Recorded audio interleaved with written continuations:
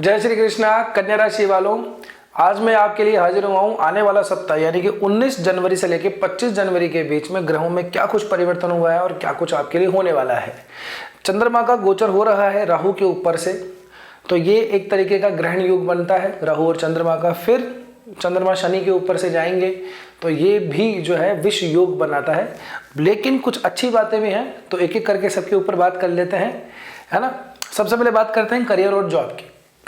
तो देखिए, करियर भाव के अंदर तो गुरु आपके ऑलरेडी बैठे हुए हैं। इस भाव का स्वामी जो है बुध, वो भी 17 जनवरी को ही पंचम भाव के अंदर आपके गोचर कर रहे हैं। पंचम भाव के अंदर दशमेश का चला जाना ठीक है, हालांकि अपने भाव से षडाष्टक का संबंध बनाता है, लेकिन फिर भी क्योंकि आपके राशिश जो है वो बुद्धि ही बनते हैं, पंचम में चले जाएं तो बहुत बड़ा बहुत अच्छा वाला धन योग क्रिएट करते हैं। शुक्र भी जब साथ में मिल जाए तो ये लक्ष्मी नारायण योग बन जाता है। पंचम के अंदर लक्ष्मी नारायण योग बहुत ज़्यादा फलदायी होता है, बहुत ज़्यादा शुभदायी होता है। ये धन, ऐश्वर्य, समृद्धि और प्रसिद्धि को लेकर के आता है। साथ ही साथ के अंदर अपने काम से संबंधित कोई नई जो चीज़ें हैं, नई लर्निंग जो है वो भी आपको मिलेगी, यानी कि कुछ नया सीखने को मिलेगा। नहीं मिले तो अपने अंदर कुछ तलाशिए, थोड़ा सा एनालिसिस कीजिए अपने आप को, अपने काम को, तो कुछ नया जरूर अपने काम के अंदर ऐड करने की कोशिश कीजिएगा। इससे आपके काम में न सिर्फ वृद्धि होगी बल्कि आपकी जो प्रसिद्धि है, यानी कि फेम जिसको हम कहते हैं, नेम और फेम, वो भी आप लोगों को इसमें ज़रूर से मिलेगा। बात करें अगर हम उसको स्विच करने की, जॉब को, है ना, नई जॉब लेने की, जॉब को स्विच करने की, चेंज करने की, प्रमोशन पाने की, उस वाले मामले के अंदर भी स्थिति ठीक है, क्योंकि ये वही अगर आप देखेंगे, लाइन देखेंगे तो द्वितीय भाव का मालिक आपके राशिश, आपके दशमेश और आपके नवमेश ये बनते हैं बुध और शुक्र ही, और ये जाके युति करे हैं कहाँ पर वे, पंचम भाव के अंदर, ठीक है ना। तो ये आप लोगों के लिए जो कंडीशन है बहुत ज़्यादा सपोर्टिव है, आपके ना सिर्फ काम को लेके बल्कि आपके भाग्य को लेके, आपके धन को लेकर के हर जगह से आपका सपोर्ट मिलता है, यहाँ से दिखाई दे रहा है। साथ ही के अंदर जो आपके लाभेश बनते हैं, ये जो प्रमोशन वगैरह के कारक बनते हैं, जो इच्छा पूर्ति के कारक बनते हैं, वो भी शुरुआत के कुछ दिनों के लिए चंद्रमा जो है वो भी इन्हीं के साथ में गोचर करेंगे, यानी कि 18, 19, 20 इन तारीखों को चंद्रमा यहीं रहेंगे। तो पंचग्रही योग आप लोगों के लिए पंचम भाव में बन रहा है। इसका मालिक शनि है जो खुद स्वयं केंद्र में जाके बैठा है और आप ही के लिए मित्र भी बनता है। और अभी जहां पे गोचर चल रहा है शनि का, वो तो आप ही के ऊपर सीधी दृष्टि भी डालते हैं, सीधी सीधी सातवीं दृष्टि, ठीक है ना। तो यहाँ से ये जो सब ग्रह हैं इनका सपोर्ट आपको मिलता हुआ दिखाई दे रहा है। अब अगर हम आगे बात करें तो यहाँ पे सूर्य और मंगल जो है इनकी भी युति हो रखी है। अब सूर्य मंगल आप लोगों के लिए कोई विशेष कारक ग्रह नहीं बनते हैं। तीसरे भाव का लॉर्ड है, एक 8वें भाव का लॉर्ड है, एक आपके 12वें भाव का लॉर्ड है। मंगल आपके तीसरे और 8वें भाव के लॉर्ड बनते हैं और सूर्य आपके 12वें भाव के लॉर्ड बनते हैं, यानी कि 3, 8, 12 इस तरह का ये जो भाव है यहाँ पे आप लोगों के लिए कारक ग्रह नहीं बनते पंचम में, लेकिन इनकी युति है। मंगल इस समय पे यहाँ पे आप लोगों के लिए बहुत ज़्यादा उच्च अवस्था का हो रखा है। उच्च अवस्था का मतलब मंगल जब मकर राशि में आते हैं तो उच्च अवस्था को प्राप्त करते हैं। रोचक एक राजयोग बनता है इससे, है ना। सूर्य मंगल जब साथ में मिलते हैं तो आदित्य मंगल योग बनता है।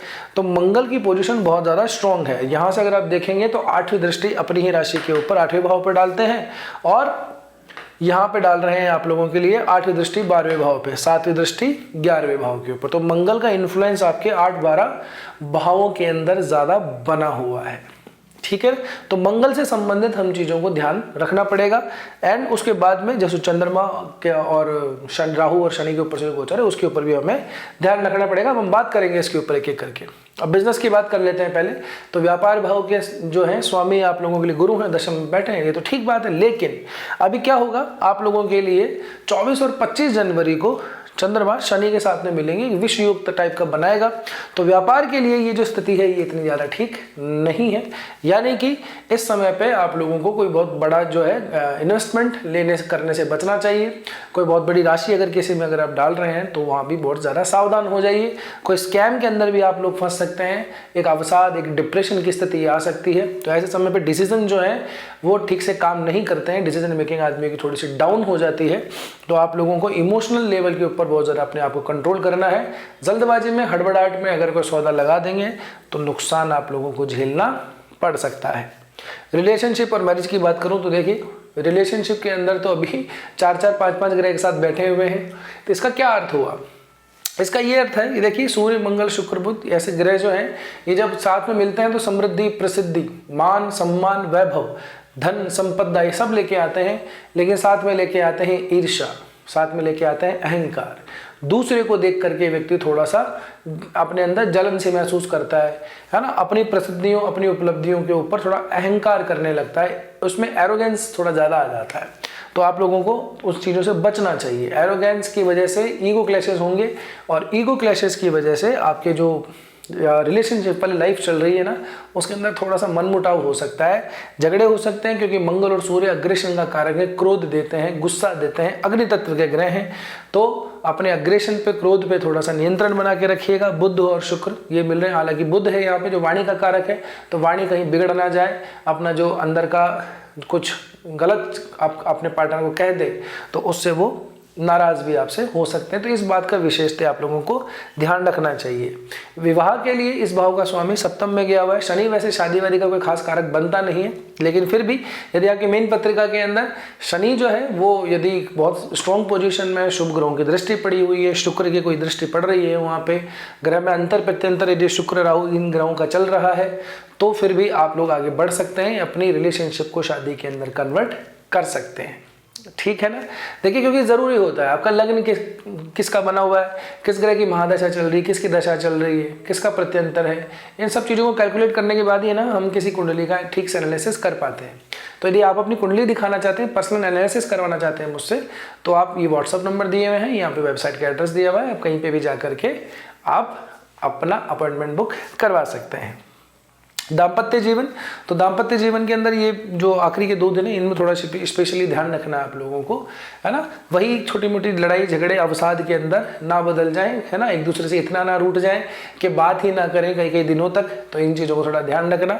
छोटी मोटी चीज़ें हैं, ये टल जाएगी। ज़्यादा अच्छा ये है कि किसी रिलीजियस प्लेस के ऊपर चले जाइए, अगर नहीं जा सकते तो घर में बैठ के कुछ दिन चैंटिंग वगैरह कर लीजिए। ज़्यादा समय अपना ईश्वर की, अपने इष्ट की आराधना के अंदर लगाइए, चीज़ें ऑटोमेटिकली सॉर्ट आउट हो जाएंगी। ठीक है। बात करूं स्वास्थ्य की, है ना, और संपत्ति की, तो देखिए स्वास्थ्य के मामले में आप लोगों को थोड़ा सा ज़्यादा सावधान रहने की ज़रूरत है।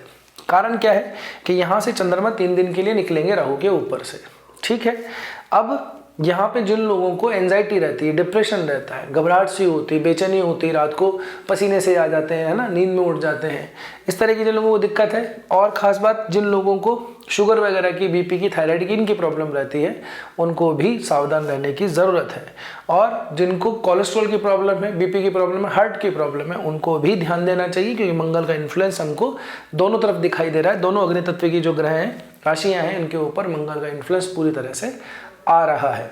तो अपने स्वास्थ्य का थोड़ा सा ज़्यादा ध्यान रखना है आप लोगों को। कोई समस्या जो है ऐसी ना बढ़ जाए कि दिक्कत हो जाए, इसलिए कोई प्री चेकअप वगैरह हो तो पहले ऐसे करवा लीजिएगा।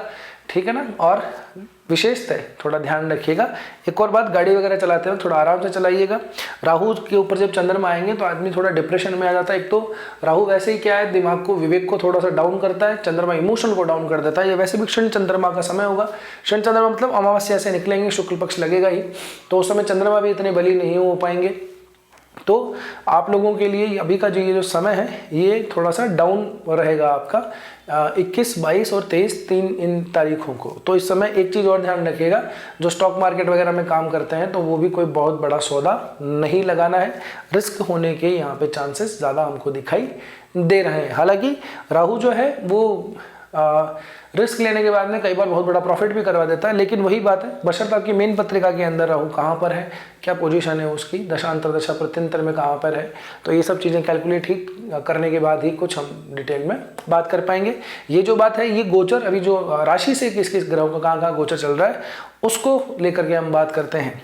ठीक है ना। ऐसा नहीं है कि ये बेकार है, इसका कोई मतलब नहीं है, ये बहुत ज़्यादा ज़रूरी होता है जब सारी चीज़ों को कैलकुलेट करने के लिए। गोचर के बिना कुछ भी कैलकुलेट नहीं होता है। बहरहाल बात करें वेल्थ की, संपत्ति वगैरह की, तो संपत्ति वगैरह बनाइए बढ़िया से। अच्छी प्रॉपर्टी वगैरह लेने का आपका टाइम चल रहा है, ले लीजिए, या तो ले ली होगी अब तक जिन्होंने ले ली वो कमेंट करके बता देना, और नहीं है तो अभी समय बढ़िया है, अच्छा सा कोई घर, मकान, गाड़ी सब कुछ आपके पास में आ सकता है, कोई चिंता वाली बात नहीं। बुजुर्गों की कोई संपत्ति यानी एंसेस्टर की संपत्ति का मामला भी यहाँ पे हमको आपके फेवर में आता हुआ दिखाई दे रहा है। तो ऐसा अगर कोई चल रहा है कोई प्रोसेस तो उसका रिजल्ट जल्दी ही आ जाएगा। अब बात करें रेमेडी की, तो देखिए रेमेडी से पहले एक बात और, आप क्या है कि यहाँ तक पहुँचे हैं तो वीडियो ठीक लगा होगा तभी पहुँचे हैं, तो सब्सक्राइब कर लो भैया चैनल को, है ना, लाइक भी कर लीजिए। अब कमेंट सेक्शन में जाइए, उसको थोड़ा स्वाइप करेंगे तो वहाँ पे एक हाइप का ऑप्शन आएगा, HYPE, वीडियो को हाइप ज़रूर से दे दीजिएगा, ठीक है ना। उपाय की बात करूँ मैं आप लोगों के लिए, तो देखिए मैं कन्या राशि वालों आप लोगों को शुरू में भी बताया था, साल की शुरुआत में भी, कि एक दिन का 2 दिन का कोई उपाय करने से कुछ होता नहीं है एक्चुअल में, है ना। उपाय हमको कंसिस्टेंसी मेंटेन करते हुए करना चाहिए। आप लोग क्या कीजिए, गणेश जी के मंदिर जाया कीजिए बुधवार की बुधवार, डेली जाए तो और भी बढ़िया, पर एटलीस्ट बुधवार की बुधवार तो जाना चाहिए। गणपति अथर्वशीष अगर आप कर सकें तो वो गणपति अथर्वशीष का पाठ ज़रूर से कीजिए। बाहर निकलें तो कुछ ग्रीन जो स्प्राउट्स होते हैं, हरे मूंग वगैरह होते हैं, ये पक्षियों वगैरह को डोनेट कर दें। इतना सा काम आप करना शुरू कर दीजिए। आपको चैंटिंग करनी ज़रूरी है, गणपति अथर्वशीष या गणपति का मंत्र है, वैसे ये तो है तो बीज मंत्र, लेकिन इसके अंदर किसी विशेष गुरु की दीक्षा की आवश्यकता नहीं है, तो आप कर सकते हैं जैसे ओम गंग गणपते नमः, ओम गंग गणपते नमः, गण नहीं है ये, गंग, बस यही गंग ही रोक देना है, ठीक है ना, ओम गंग गणपते नमः। इसका भी आप एक माला डेली कर सकते हैं, ये आप कंटिन्यू कीजिए तभी आपको कोई रिजल्ट मिलेगा, ठीक है। तो बस आज के वीडियो में इतना ही, मिलता है अगले वीडियो में, तब तक के लिए स्वस्थ रहिए, मस्त रहिए, अपने और अपने का ध्यान रखिए। जय श्री कृष्णा, जय श्री राम, जय गजानन भगवान।